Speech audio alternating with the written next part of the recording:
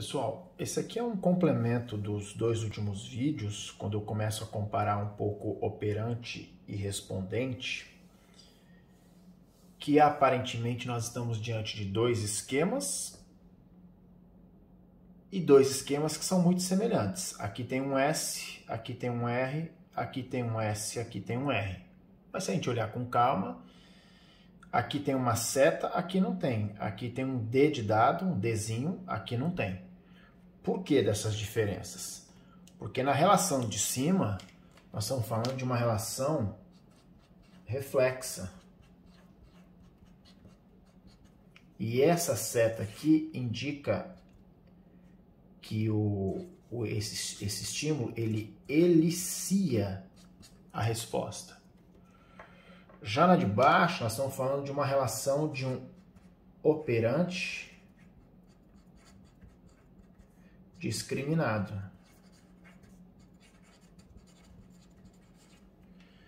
Então, na relação de operante discriminado, esse S não força o R. Ele dá condição, ele permite. E esse Dzinho aqui é de discriminação. Então, repetindo, aqui é uma relação no qual coisas do mundo, lembrando que S é de estímulos é partes do mundo no qual o organismo está envolvido, que pode ser coisas ou pessoas, partes do mundo forçam algumas respostas do organismo. Aqui, partes do mundo não forçam, elas dão condição para que o R aconteça.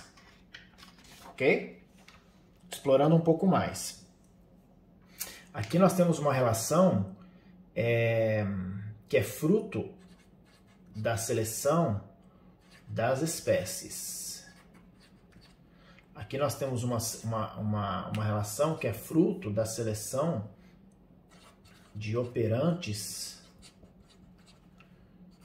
na história do organismo, de cada pessoa ou cada animal. Ok? Lembrando brevemente que seleção das espécies é um evento... Lembrando que seleção das espécies é uma parte da teoria da evolução do Darwin, que diz que alguns animais nascem com certas características, e isso está dentro de um conceito chamado variação, né? Então, pelo escuro, pelo claro, mais resistente, com mais tônus ou menos tônus muscular, com rabo de pavão mais bonito ou feio, coisa que o valha. Na relação com o ambiente seleciona organismos com determinadas características. E aqueles sobreviventes, se juntarem com sua fêmea ou se tiver autofertilização, no caso de plantas, eles passam adiante os genes que contêm aquelas características. Então, cada organismo é único e ele apresenta determinadas características. Para efeitos de comportamento reflexo, quais são essas características? Normalmente é tudo aquilo que diz respeito ao seu universo fisiológico. Então, você reagir a frio é um tipo de relação reflexa. Você reagir, e aqui reagir a frio seria você ter a constrição dos seus poros, ok? Os seus poros fecham, os seus pelos eriçam, que é uma maneira de conservar mais calor do organismo. Diante de luz, uma classe de respostas é a constrição pupilar. A ausência de luz, a dilatação pupilar. Então, isso aqui é tudo são relações que o organismo faz de maneira reflexa, vamos dizer assim, forçada, ele praticamente não pensa para fazer, é automática, que é diferente disso aqui, ó. Isso aqui depende um pouco da história do próprio organismo. E isso aqui não vem com os organismos, não vem com a história das espécies, vem com a história do organismo. Qual história? Literalmente a história de cada pessoa, de cada ser, e o que os diferenciam enquanto tais, na natureza e nas relações sociais. Ok? Vamos falar só mais um pouquinho a respeito dessas diferenças. Na relação estímulos-resposta, esse S aqui, ele é bem delimitadinho. Então, por exemplo, calor, frio, luz.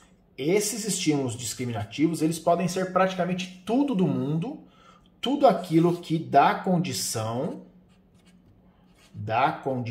para determinadas respostas acontecerem. Então, os destaques que eu estou fazendo nessa folha, nesse vídeo, estão dando condição para você enxergar melhor o que eu estou escrevendo e direciona o seu olhar. Por isso que a gente usa o termo discriminar. É separar um pouco de outras coisas do mundo. A minha voz também nesse vídeo é parte do estímulo discriminativo para você prestar atenção e assistir. E por aí vai. Isso para dar um exemplo de um microcosmo, ok? Eu estou sentado numa cadeira diante de uma escrivaninha. Eu não sei onde está. Mas eu estar sentado na cadeira, a cadeira, ela dá condição para eu estar sentado. Então, ela é um pedaço do ambiente que direciona a minha ação de sentar.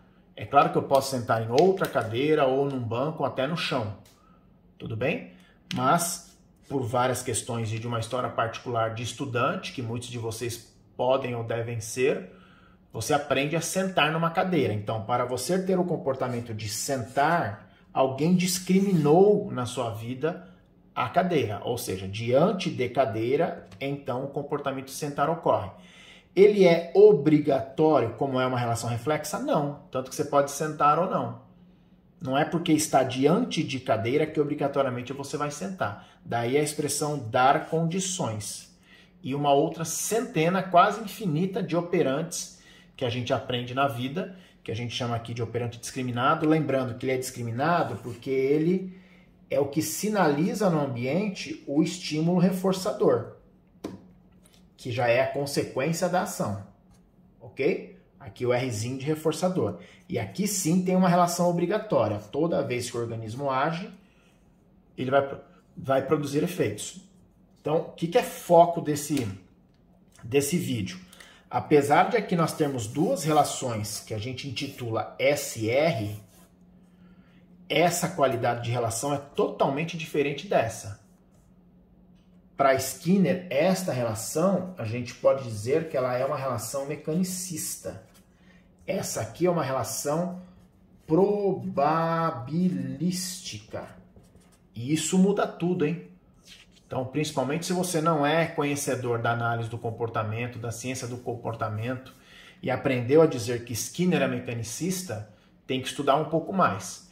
Essa noção de que Skinner é mecanicista, ela reverbera porque esta lógica aqui, SR, estímulo-resposta, ela ficou muito popularizada por causa do Watson, que estudou o Pavlov. Então, principalmente para a psicologia proposta por Watson, a noção de mecanicismo cabe. Quando a gente fala de Skinner, a conversa muda um pouco. E aí tem vários estudos que falam a respeito. Por hoje é isso. Obrigado. Se quiser me procurar, meu Instagram é esse. Este é o meu e-mail. E como dizem aí alguns, se inscreva e dê o seu like neste canal, que é importante.